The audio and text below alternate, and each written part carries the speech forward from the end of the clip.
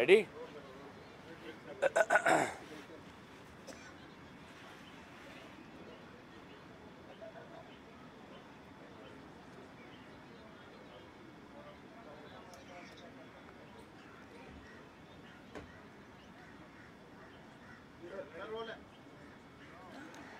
नमस्कार दोस्तों, आज मेरे साथ शोलापुर की हमारी नवनिर्वाचित सांसद प्रणीति शिंदे जी और AICC media coordinator Vineet Punia ji हमारे साथ हैं और हम आपके पास आए हैं सबसे पहले शोक जताने के लिए जो हाथरस में लगभग 100 से ज़्यादा लोगों की मृत्यु हुई है। हम उनके परिवारों के प्रति, उनके सज्जनों के प्रति अपनी संवेदना जताते हैं और आशा करते हैं कि जो घायल है वो जल्द से जल्द उनका इलाज हो, वो स्वस्थ हों और हम सभी इस वक्त यूपी और हाथरस के लोगों के साथ उनके दुख के घड़ी में उनके साथ खड़े हैं। साथ ही दोस्तों, मैं ये भी कहना चाहूँगा कि कल हमने एक बहुत दुखद नज़ारा सदन के अंदर देखा। कांग्रेस पार्टी की मांग और विशेष रूप से आदरणीय राहुल गांधी जी की मांग ये थी कि इस 18वीं लोकसभा सत्र में राष्ट्रपति अभिभाषण पर मणिपुर के दोनों सांसद अपनी बात रखें। और ये बार बार राहुल गांधी जी हमको कह रहे थे कि दोनों सांसदों को अपनी अपनी बातों रखने का अवसर मिलना चाहिए, क्योंकि राहुल गांधी जी स्वयं मणिपुर गए हैं। उन्होंने मणिपुर में समाज के बीच में जो बंटवारा हुआ है देखा है। सिविल वॉर जैसे एक वातावरण वहाँ पे है और इसीलिए राहुल गांधी जी जानते थे कि अगर हमने एक पक्ष को आवाज़ रखने का अवसर दिया और दूसरे पक्ष को आवाज़ रखने का अवसर नहीं दिया तो बहुत गलत संदेश सदन से मणिपुर के लोगों को जाता है। ये बात राहुल गांधी जी बहुत खूबी से जानते थे और इसीलिए हमारे पहले जो सांसद हैं मणिपुर के, उन्होंने पहले दिन पर अपनी बात रखी। जो शहरी इलाके से आते हैं, इनर मणिपुर से आते हैं, इम्फाल से आते हैं। और कल हम चाहते थे जो हमारी पहाड़ी क्षेत्र जो है मणिपुर का, आउटर मणिपुर के जो सांसद है अल्फ्रेड, वो अपनी बात रखे। लेकिन अफसोस कि जहां पर हमारी संवेदना मणिपुर के साथ है, प्रधानमंत्री मोदी जी अपने सामने मणिपुर की व्यथा नहीं सुनना चाहते थे। हमारी मांग स्पष्ट थी कि हमें पता है कि प्रधानमंत्री मोदी जी को 4 बजे आना है, उनको अपना भाषण देना है। हमारी मांग इतना ही था कि आप बस 2 मिनट आप हमारे मणिपुर के सांसद को अपनी व्यथा, अपना पक्ष और मणिपुर में शांति और अमन की एक याचना व्यक्त करने का एक अवसर दें।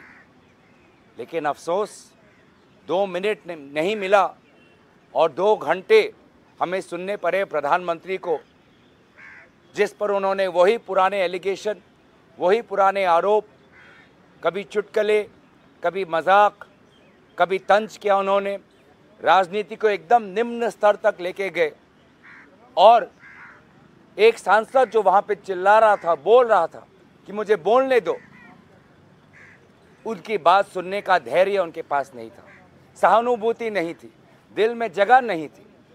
और इसीलिए उस क्षण में हमारे उत्तर पूर्वांचल के सांसद, आपने देखा होगा कि उत्तर पूर्वांचल के सभी सांसद हम वेल में आ गए। मणिपुर के 2 सांसद आए, मैं उनके साथ आया, फिर मेरे साथ नागालैंड के सांसद आए, मेरे साथ फिर मेघालय के सांसद आए और हम सभी ने एक दूसरे का हाथ पकड़कर हमने इंसाफ की गुहार लगाई। हमने इंसाफ की गुजारिश की, न्याय की गुजारिश की। मणिपुर को न्याय दो, मणिपुर की आवाज़ सुनो। हम जो उत्तर पूर्वांचल के सारे सांसद हम आ गए और उसके पश्चात मैं धन्यवाद करना चाहूँगा कि हमारे इंडिया अलायंस के सांसद देश के हर कोने से उत्तर से लेके पश्चिम तक, पश्चिम से लेके दक्षिण तक, देश के हर कोने का इंडिया अलायंस का सांसद, उत्तर पूर्वांचल के सांसदों के समर्थन में सब हम वेल में आके हम सभी ने नारा लगाया, मणिपुर भारत का एक हिस्सा है, मणिपुर में आज आग लगी हुई है, मणिपुर को न्याय दो, मणिपुर को इंसाफ दो। 2 घंटे प्रधानमंत्री मोदी जी ने अपनी भाषण रखी, लेकिन एक बार भी मणिपुर का बात उन्होंने नहीं उठाया। अंत में बस उतना ही कहा कि अगर आपको समय नहीं मिला तो आपको पार्टी को पूछना चाहिए। हम पार्टी से क्यों पूछे, हम उनसे क्यों नहीं पूछे? क्या यह प्रधानमंत्री मोदी जी का बड़प्पन नहीं होता कि अगर वो बैठ जाते, अगर वो एक विरोधी सांसद को पानी का ग्लास दे सकते हैं तो एक विरोधी सांसद जो मणिपुर से आता है उसकी 2 मिनट की बात सुनने का धैर्य क्यों नहीं है उनके पास? बैठ जाते। और मैं कहता हूं कि अगर वो बैठते, बड़प्पन दिखाते और मणिपुर के सांसद को 2 मिनट अपनी बात रखने देते तो एक बहुत अच्छा संदेश प्रधानमंत्री की तरफ से आज उत्तर पूर्वांचल को जाता, मणिपुर को जाता। तो मुझे लगता है कि प्रधानमंत्री मोदी जी सुनिश्चित सोच से, योजना से मणिपुर को बार बार अपना पीठ दिखा रहे हैं। मोहन भागवत जी ने भी मणिपुर का नाम अर्ज किया, लेकिन मोहन भागवत जी की बात भी कल प्रधानमंत्री मोदी जी ने नहीं मानी, बड़प्पन नहीं दिखा पाए। और मुझे लगता था कि वो नहीं चाहते थे कि उनके सामने कोई मणिपुर का सांसद बोले, और इसीलिए प्रधानमंत्री मोदी वो अपने जिद पर अड़े रहे। 2 घंटे तक वो मणिपुर का सांसद चिल्लाते रहा और प्रधानमंत्री मोदी जी ने विभिन्न प्रकार के राजनीतिक आरोप और निम्न स्तर की राजनीतिक भाषा का प्रयोग किया। मुझे लगता है कि कल हमने एक ऐतिहासिक मौका हमने गंवाया जब पूरा देश हम मणिपुर को एक संदेश देना चाहते थे। मैं दोबारा आभार प्रकट करता हूं राहुल गांधी जी का, जो पहले दिन से संवेदनशील थे, पहले दिन से वो चाहते थे कि दोनों अपना पक्ष रखें। वो स्वयं खड़े होकर वो अध्यक्ष महोदय को गुजारिश कर रहे थे कि दोनों को अपना पक्ष रखने दे। और फिर मैं उत्तर पूर्वांचल के सांसदों को जो सब पहले वेल में आए और उसके पश्चात जो हमारे देश के सांसद जो आए और मणिपुर का हमने साथ दिया, मैं सबको आभार प्रकट करता हूं, क्योंकि हमने इंडिया अलायंस ने हमने एक संदेश दिया कि मणिपुर भारत का अंग है और मणिपुर में जो अत्याचार हुआ है महिलाओं पर, युवाओं पर, छात्रों पर, बुजुर्गों पर, वो अत्याचारों को हम भूले नहीं हैं और उनके हक की लड़ाई हम लड़ते रहेंगे। मैं बस इतना ही बात कहना चाहता था कि प्रधानमंत्री मोदी जी ने कल बहुत ही एक निष्ठुर व्यवहार मणिपुर के प्रति दिखाया और बहुत अपने जिद पर अड़े रहे, जिसके कारण एक ऐसा वातावरण हुआ। अब मैं चाहूँगा कि आदरणीय प्रणीति शिंदे जी आपको अंग्रेजी में यही बातें व्यक्त करें। Namaste. I offer my condolences to the victims who died and their families of Hathras and the stampede that happened in Hathras yesterday, and 106 people who died. The Congress Party offers condolences to their families. I would like to begin by saying that yesterday we saw a gross show of the Prime Minister's insensitivity and lack of empathy towards the burning issue of Manipur that has been going on for so long. Yesterday, we heard the Prime Minister's reply to the presidential address, and just as the Prime Minister's reply was about to begin, Honorable Rahul Gandhi ji raised his hand as the leader of opposition. It's the second most important position, constituent position, after the leader of the House, which is the Prime Minister. He raised his hand to speak, but he was denied the opportunity. It has never happened that the LOP's mic has been switched off. When the Congress was in power and when the BJP was in opposition, the LOP's mic is always on. Even in the Vidhan Sabhas, the LOP's mics are always on. But first time in the history of this country, the LOP's mic has been switched off. he was denied permission by Honorable Speaker to speak on the issue of Manipur. That in itself is an act of insensitivity and lack of empathy towards Manipur. When that happened, the Prime Minister continued his speech. All of us, we identified with the problems of Manipur. India Alliance has strongly stood by the people of Manipur and the MPs of Manipur who wanted a minute, I would say, because we kept asking the Speaker, sir, we just want a minute. All we wanted is 60 seconds to bring in front of the Prime Minister, who probably either is not aware of the problems of Manipur, he doesn't want to face the people of Manipur, he doesn't want to go to Manipur. And which is why they often deny us the opportunity to present the problems of Manipur in Parliament. There are two MPs from Manipur who were denied the opportunity, who were not given the opportunity to speak. One was given the opportunity, but yesterday, in front of the Prime Minister, because we wanted to draw the Prime Minister's attention. The Prime Minister does not belong to a particular party when he is representing the country. He belongs to the entire nation. The least we expect from him is sensitivity. When so many people have died, when women have been paraded naked in Manipur, the least we expect of you is 60 seconds. Just listen to us for 60 seconds, but they were denied that opportunity, the MPs. Our whip, Honorable Gaurav Gogoi ji, and the MPs, everybody got into the well. We followed them into the well. Entire India opposition leaders, MPs followed them into the well. We were trying to tell the Speaker, just give us 60 seconds, that's all we wanted, but we were denied we were denied the permission.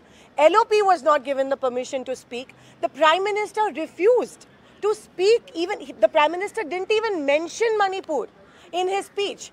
That in itself is the most, how hardened can you be?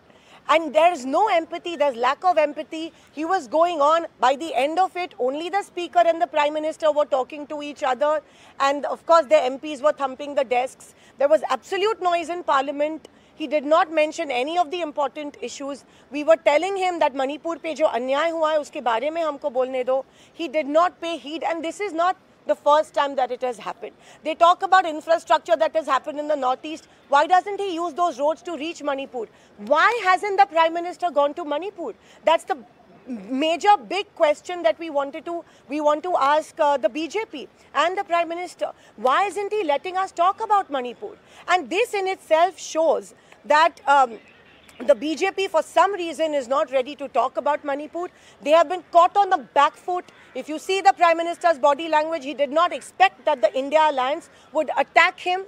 The BJP has gone on a back foot, which is why they're not expecting that India Alliance would be attacking them on so many fronts. They thought he's going to have, the upper hand and one-man show, but that's not going to happen. Sorry to say that to you, Mr. Prime Minister. We're not going to let that happen. We're a constructive opposition. You have to respect the opposition. You have to respect and understand the problems of Manipur, and that's all we're asking you to do. You can silence our voices in Parliament, but you cannot silence our voices on the streets of India.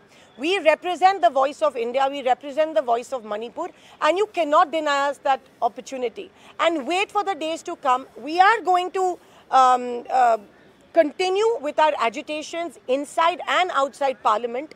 We are going to make the Prime Minister accountable and answerable. He is responsible for whatever has happened in Manipur. He is responsible for the atrocities committed in Manipur, and he is also answerable and accountable. He is running away from responsibility. Being the Prime Minister is not all about show, and he's so full of himself that he is he's lending a blind eye to Manipur. So it's not all hunky-dory, and it's not all about show when you're the Prime Minister. When you're the Prime Minister, you're also responsible and accountable for all the atrocities that are happening in our country. And it is your responsibility, it is also the Speaker's responsibility because we adequately represent each and every community in Parliament, and this is the temple of democracy.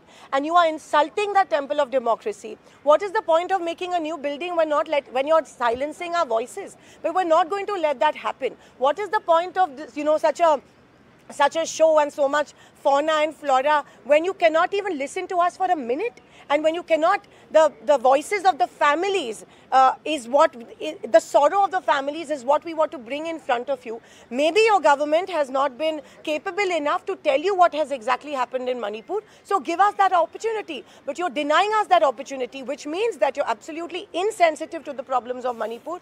You don't want to talk about Manipur, you don't want to go to Manipur, and you don't want to do anything about it. You have not lent your shoulder to cry on to the families of Manipur, and if the Prime Minister of a country behaves in this way, it is an absolute shameful, and it is an absolute embarrassing thing for any Prime Minister of the country, and it is shameful. I think all of us need to hang our heads in shame if the Prime Minister of the country is behaving in such a manner. Thank you. Thank you. Thank you. Thank you very Thank much. you. Thank you.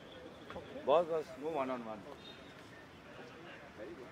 Prashant ji मैं अंदर जा रहा हूँ, आप pack करके आसपास ही रहिए।